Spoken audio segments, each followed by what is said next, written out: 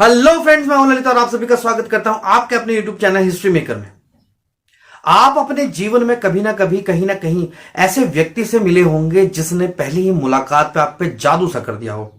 उसका जादू आपके दिल पर छा गया हो और उसकी कारीगरी आपके दिलो दिमाग पर छा गई हो और आपके सर चढ़कर बोल रही हो। ऐसा व्यक्ति जिससे बात करके आपको समय का अंदाजा ही ना लगा हो, आपको पता ही ना लगा हो। कुछ एक व्यक्ति ऐसे होते हैं जिनका व्यक्तित्व ही निराला होता है। वो जहां भी जाते हैं उनका स्वागत बाहें फैला के किया जाता है। अब आप सोच रहे होंगे कि ऐसे व्यक्ति जो होते हैं वो बहुत ही विशेष होते हैं, लेकिन आप गलत हैं। ऐसे व्यक्ति बनना बहुत ही आसान है अगर आपको उन सूत्रों का पता हो जिनके माध्यम से आप लोगों के दिलों पे छा सकते हैं।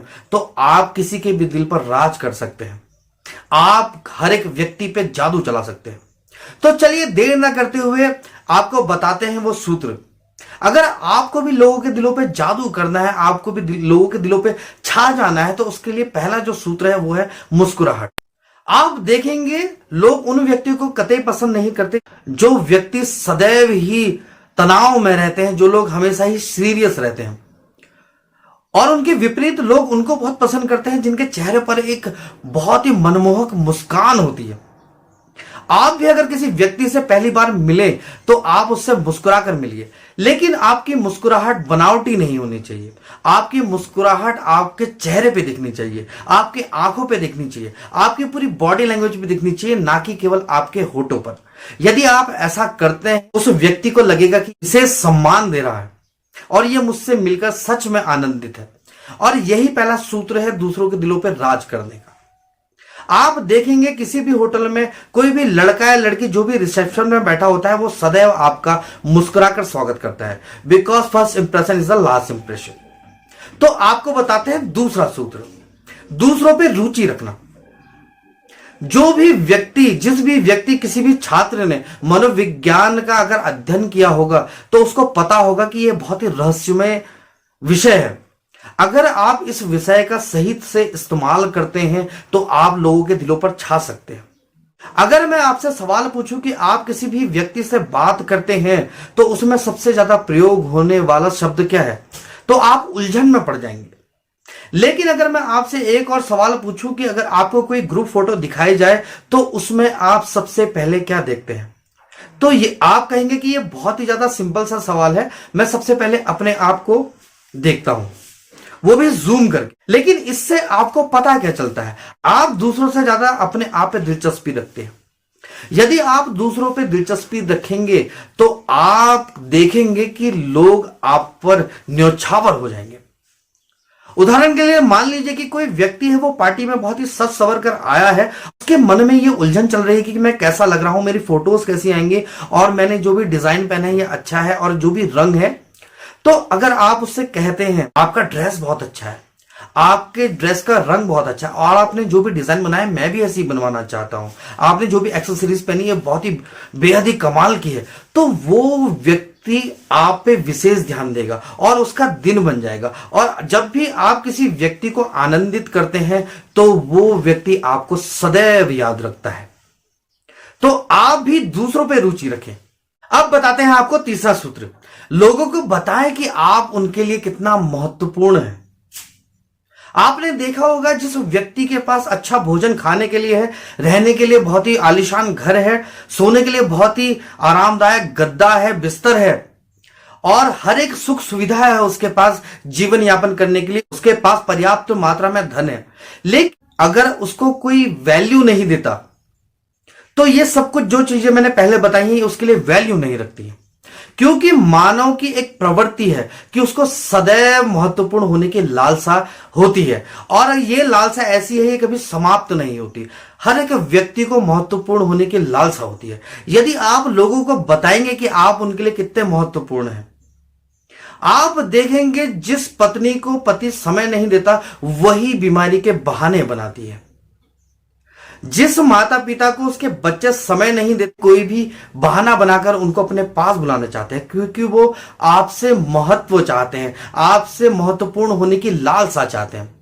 यदि आप लोगों को बताते हैं कि आप उनके लिए कितने इंपॉर्टेंट हैं, कितने महत्व रखते हैं, तो आप लोगों पे हमेशा राज करोगे। आप दिन भर काम करके जब अपने घर आते हैं तो आपके बच्चे खुशी से मुस्कुरा उठते हैं। आपकी बीवी कहती है कि आपने आज आने में इतनी देर क्यों कर दी। आप इसीलिए फटाफट काम करके सबसे पहले अपने घर जाते हैं, क्योंकि आपको वहां बहुत ही ज्यादा महत्व मिलता है और महत्व की लालसा बहुत ही जरूरी होती है। अगर इसके विपरीत अगर मैं आपसे कहूं कि आप घर गए, आपके बच्चे आपको देख के खुश ना हो, आपकी बीवी कहे कि आपके बगैर ये घर चल सकता है, तो आप देखेंगे आपका घर जाने का मन नहीं करेगा। आदमी अपने काम फटाफट निपटाकर घर इसीलिए जाता है क्योंकि उसको वहां केंद्र में रखकर उसका सम्मान होता है, उसको महत्व दिया जाता है। यदि उसको महत्व ना मिले तो वो व्यक्ति अपना काम छोड़कर घर कभी भी टाइम से नहीं जाएगा। अब आपको बताते हैं चौथा सूत्र। चौथा सूत्र है लोगों के जो इंपॉर्टेंट दिन होते हैं, जैसे बर्थडे हो गया, आपके मैरिज एनिवर्सरी हो गई, या कोई भी ऐसा दिन जिस दिन आपने कोई अचीवमेंट प्राप्त की हो, अगर आप उसको याद रखते हैं तो आप लोगों के दिलों में विशेष स्थान बनाते हैं।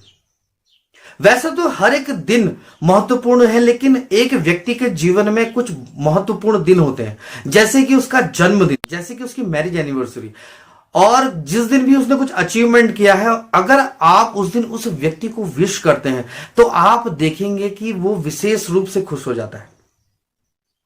आप कल्पना कीजिए, आप रोज की तरह आज भी अपने ऑफिस गए हैं और आपका बॉस आपका स्वागत करे और आपसे हैंडशेक करके कहे कि आपको जन्मदिन की बहुत बहुत बधाइयां, और आपकी पीठ थपथपाकर कहे कि आप अपना दिन एंजॉय करें। आप अपने मालिक के प्रति विशेष सम्मान के रूप में देखेंगे, और हो सकता है कि जब उसका बर्थडे हो तो आप उसके लिए केक लेके जाएं और पार्टी भी ऑर्गेनाइज करें।